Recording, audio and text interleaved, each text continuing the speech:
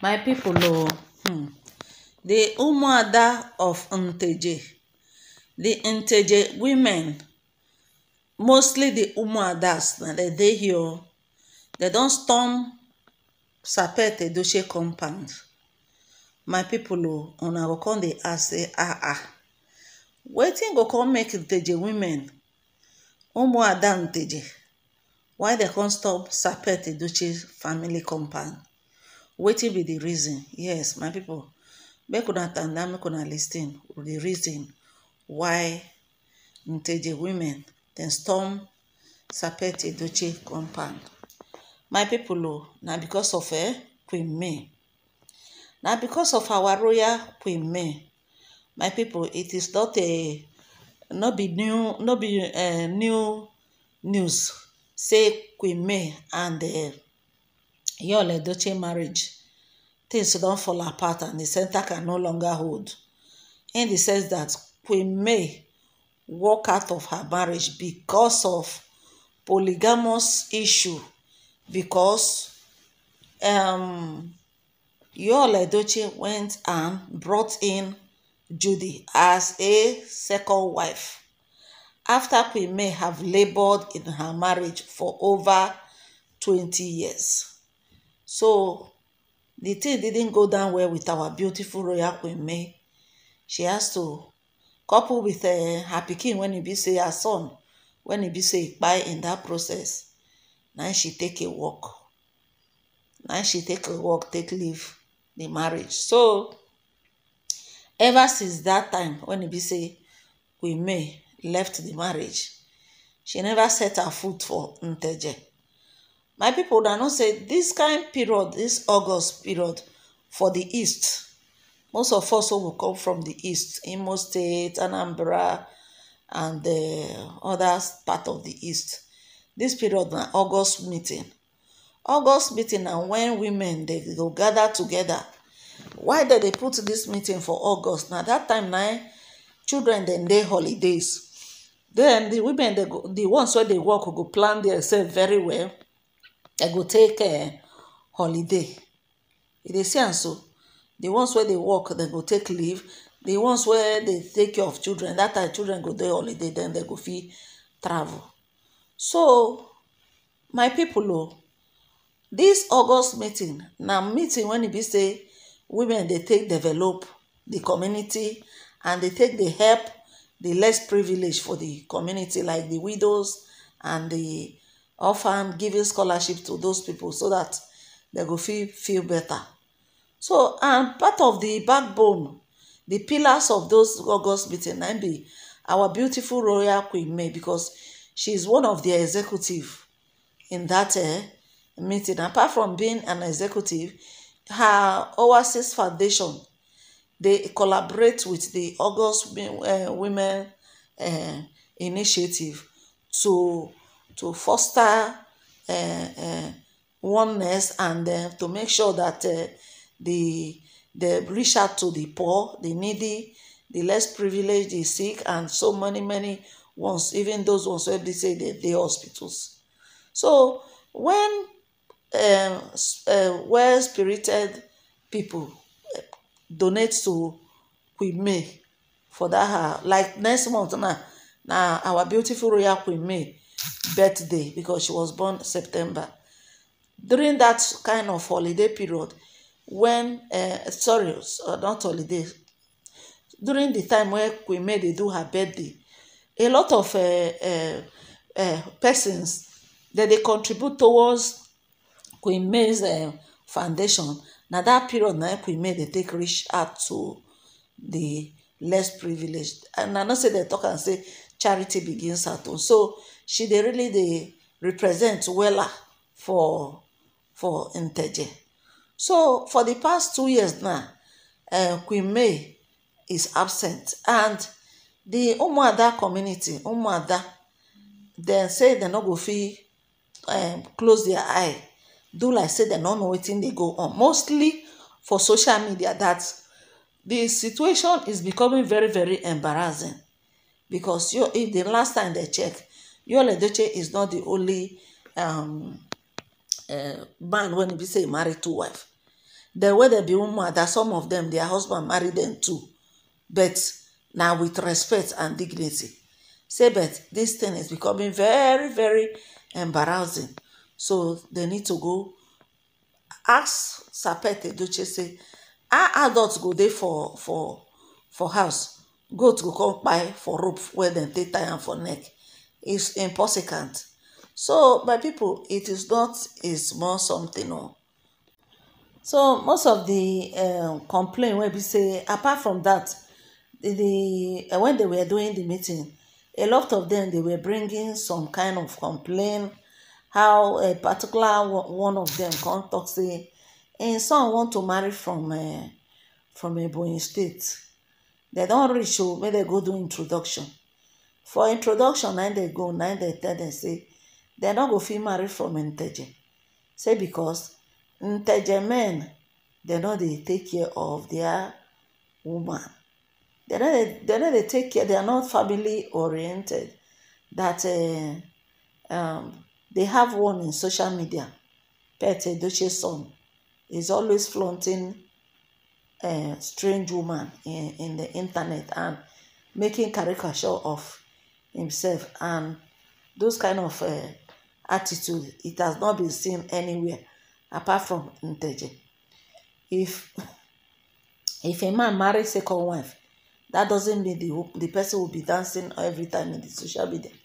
So una know say dem talk and say, if one hand touch oil, e go stain the rest. So but that woman, when he said that thing, the meeting people, they come say, if na because of this reason, na the family of the girl actually deny your son marriage with their daughter, e don't do well, because then when we say dem dey here too, they are married, and most of them, they are married into the community, and they are still intact with their husband. Even Sapet Edochie himself is married for over 50 years. He stay with the wife. Say, so if actually say that kind of thing happen, they can assure them say maybe not be the reason be that, they just use that one as an excuse, because no a parent will deny their pikin marriage based on assumption. So the Nteje women, they don't already do meeting, and then they honor Josephine Edochie, because Josephine Edochie, which is Mama Yul, now one of their financial member, and she's always stand by the truth. They know her as a God-fearing Christian. She's a member of the charismatic, and she's in the evangelism unit. So they know her as a very truthful human being. So according to reports, they have even sent message, put a call to Yul Edochie and Sapet Edochie, inviting them for this August. Say they want them to come to the village, so that they will now send their delegate to go and see what's going on. So when they invite Pet Edochie honor their invitation by coming down to Nteje. But Yul Edochie behave one kind kabuka behavior. He say he no get any question to answer anybody. He no dey come anybody wey wan answer question. Make dem call Judy Austin. Make dem ask Judy Austin. My people, na why I say make dem talk to im wife Judy Austin. Now I say na wow. Is it that Judy Austin remove Yul Edochie brain, replace am with another thing we no understand? A man like Yul Edochie, when a whole Umuada, Yul Edochie don't know the power of Umuada. He don't know the power of these women, because they can ostracize him from that village. They can make him, nobody go even dey talk to him for that village. I'm telling you. So Yul Edochie doesn't even know what he's doing. My people, so that is how they send some delegate to go and see the Edochies, to go to Edochie's compound.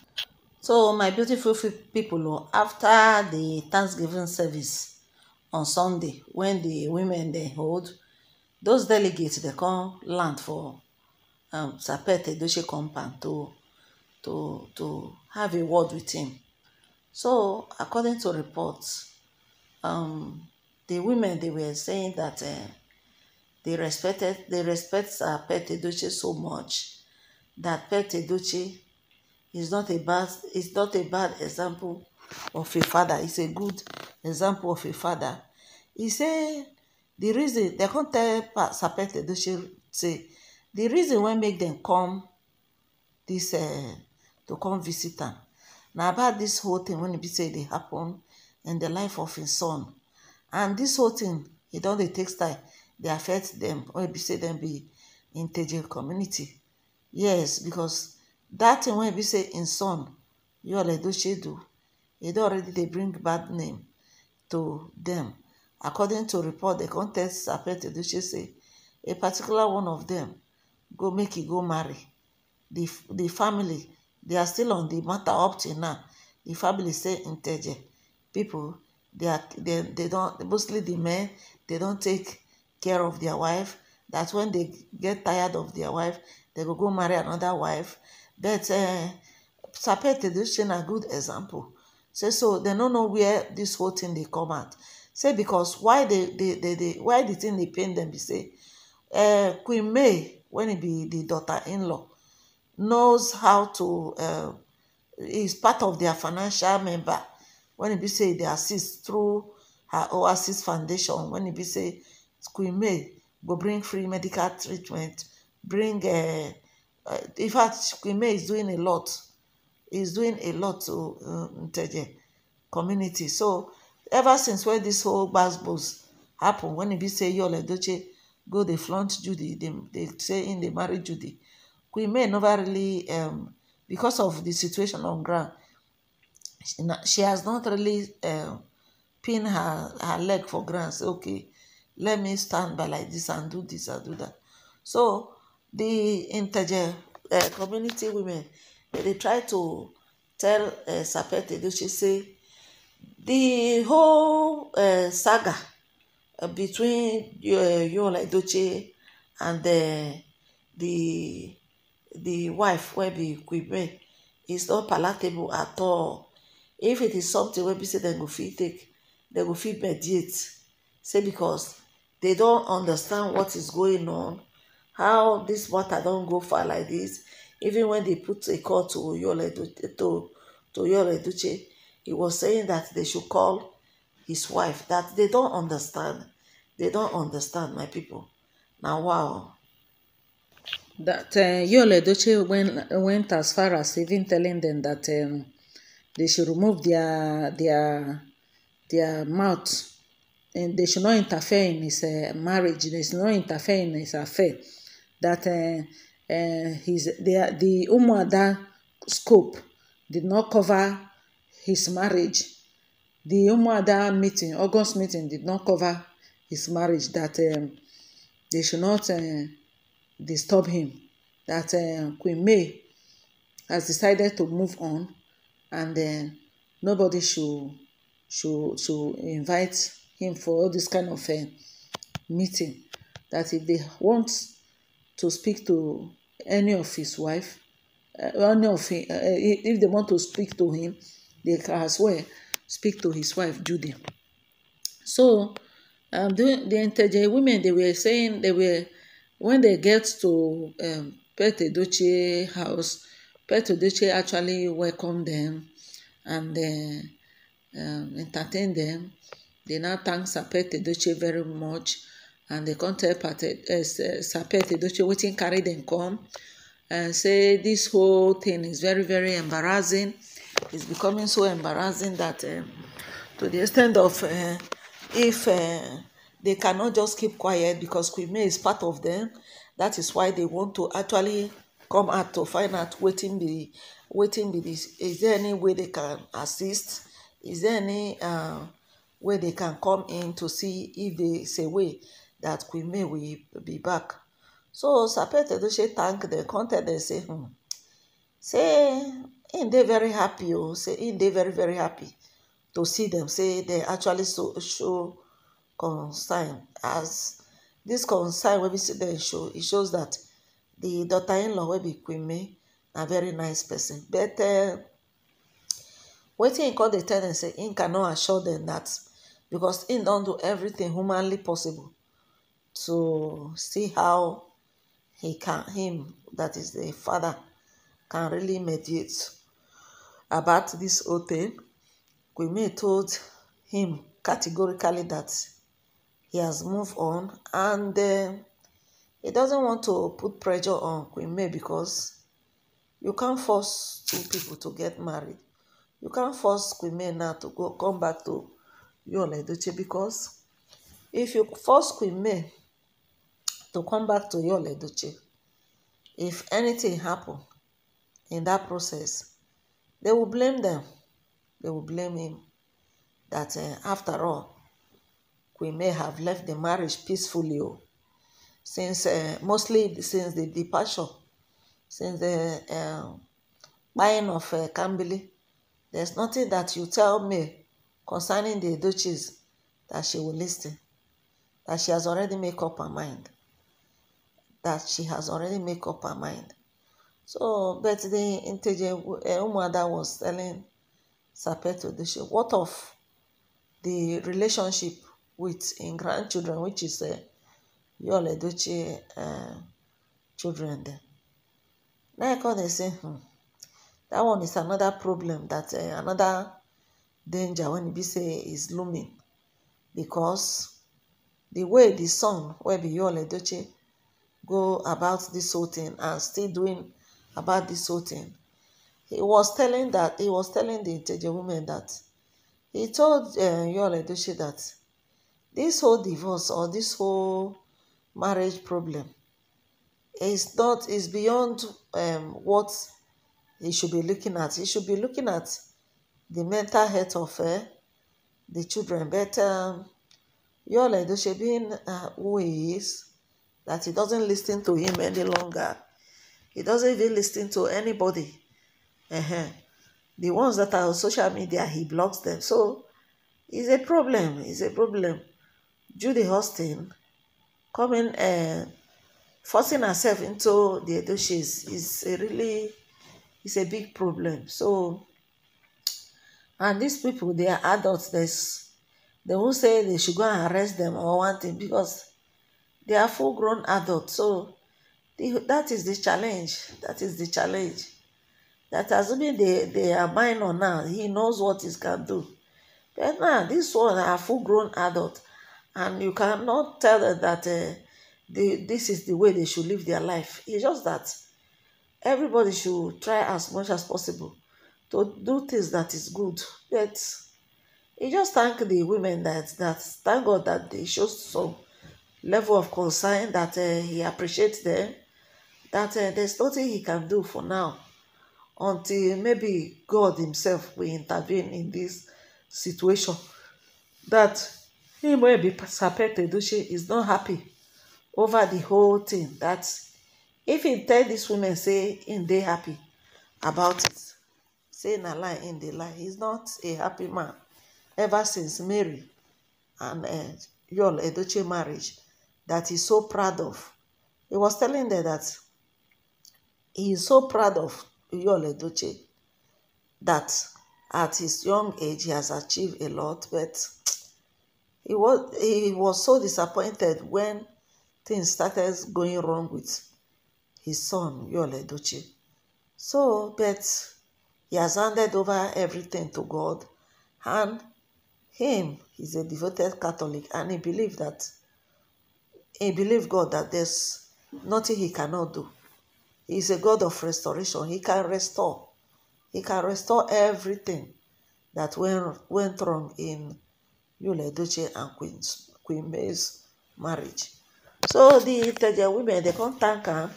They can't say, well, the issue is that they did not just visit because they just feel like say they want to visit or they want to interfere in Yul Edochie's marriage and Queen May. Say the reason why they came because Queen May is part of them, and if they just decide not to come, it will look as if they did not show concern.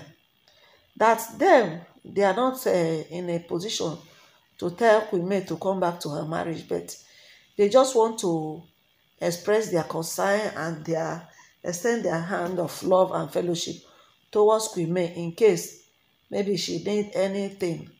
They come use the opportunity thank Sapet Edochie, thank their legal advisor, which is Barrister Josephine, for their love and support for the Nteje Umuada meeting and every other thing. So now like that, they come to end the whole stuff for my people.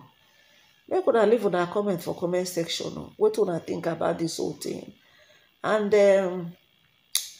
make una like and share this video. Una have a nice day. Bye.